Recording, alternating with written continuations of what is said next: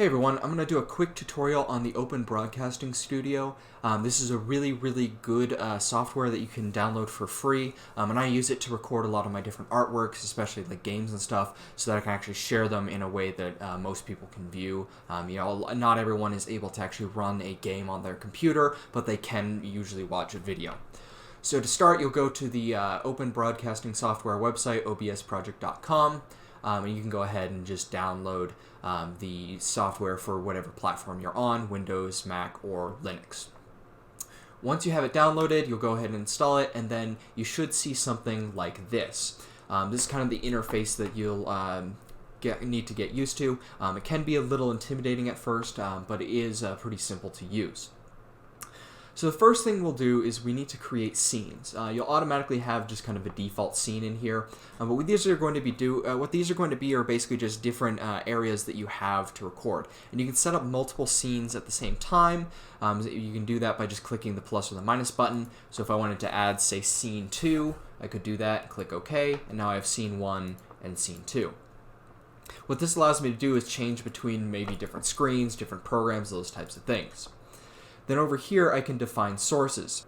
So say you open a game and you want to record that game. What you can do is you can go down over here to sources and make sure that you have the scene selected that you want to actually be that source, and then click plus. And then you have a couple of different options here.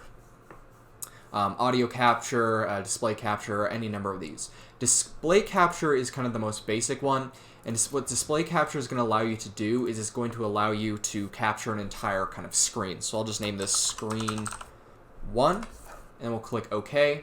And now here, this is the screen that I want, and this is just going to be whatever display I have. So I'll click OK. And my screen is actually a bit larger than my canvas size right now. We'll discuss how to adjust that in just a moment. But what I can do then is I can actually move this around, because the game is set to be 1080 or 1920 by 1080, but my screen is a higher resolution. So I can just adjust that to be in focus, and I can also adjust it, say I wanted to zoom in on something, I can zoom in, out, those types of things. So along with having an actual screen input, you can also just choose an individual window. So if I go to window capture, I can set this up to be just a program window.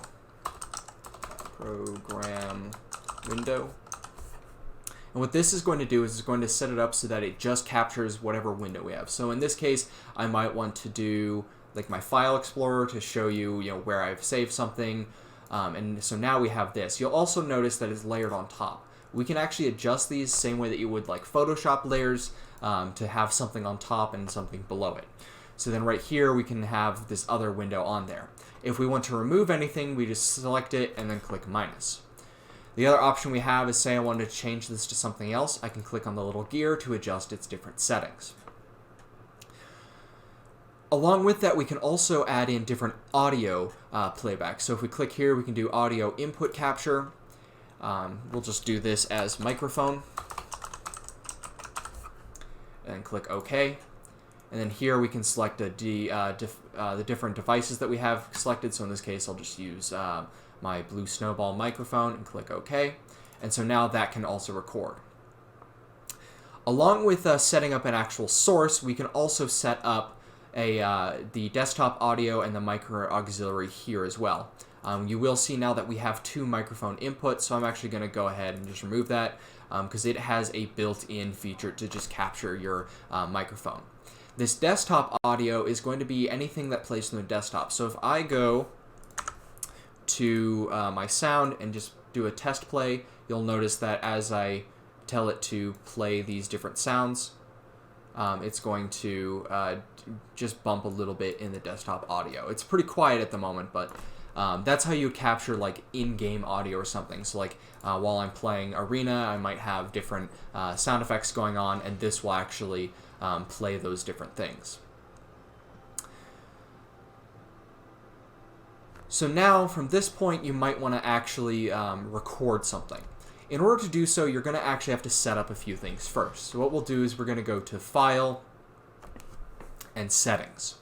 And what this will do is we'll bring up our settings. You have all of your kind of default generic settings here. These ones are usually just kind of basic system settings that most programs have. The big one that you're going to want to take note of is going to be the output. which this is going to be your streaming and recording output. So if you're doing any type of streaming, this is where you're going to change any of your type of streaming outputs. You'll want to just look at whatever streaming platform you're targeting to actually figure out what the best options are for that. But if you're doing recording like I am, you're going to want to go in here. By default, I believe it goes to FLV. I always change it to MP4, MOV, or something else that's actually more usable. FLV isn't supported by a lot of things. Typically, I'll just use the MP4, as well as different encoding settings, rescaling if you want to. What this is doing is, and then you're also your recording path, so you can tell it where you want to actually save these files.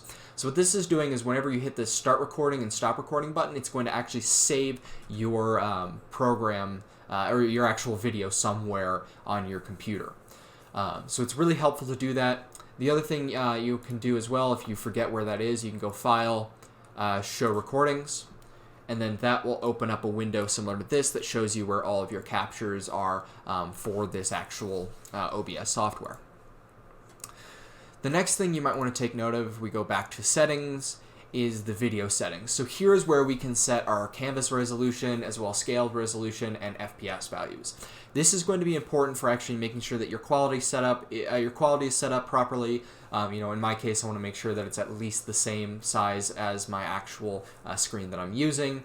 And you also probably want to change these FPS values.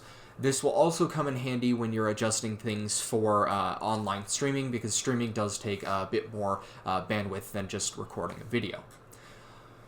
Last thing then is under stream settings. This is where you can set up your actual streaming setup. So if you're doing YouTube, you can select that. Twitch, you can select that. You'll need to get your stream key from whatever website you are using, and you'll just copy and paste that in here to get that set up. Then once you have all of those settings set up, you're going to want to go to either start streaming or start recording, depending on what you're doing. If we hit start recording, you'll notice that it starts this actual recording. You'll see here live recording, all those types of things, and then we can hit stop recording. It'll be a similar setup for the actual streaming, where you'll click start streaming and then stop streaming. I don't actually have it fully set up at the moment because there's other settings that you're going to have to adjust on the actual streaming website you're using, but just know that more or less this is going to be the similar feature where you click start and stop. Apart from that, you can then also set up different scenes like I mentioned. So if I want to go to another display capture to capture screen 2, click OK, and then I'm going to actually adjust this to be wrong display. This is what happens when you record OBS Studio multiple times. We'll just select this one. So now what I can do is I can click back and forth in between these two, and then say for some reason I wanted to add in the game from, I wanted to add in something to this source here. I can do that again by just clicking here and then choosing, say in this case, display capture. But what you can do here is you can choose add existing, and then I can select screen 1, and now that will be overlaid as well. So now I can, shift back and forth between these two, and I'm able to also hide different screens if I want to. So I can hide this if I want to. I can show it. I can hide the other one and just have a blank screen. That's what this eye is. So you can cycle between the two, and you can add in different sources that you've already added. From this point then, you can take any of those recordings that you have and actually bring them into any video editing software that supports MP4s. And once you're all done with this, you can just click exit. I hope this is kind of helpful. I find this software to be really, really helpful for not only streaming, but also just recording my artworks in general.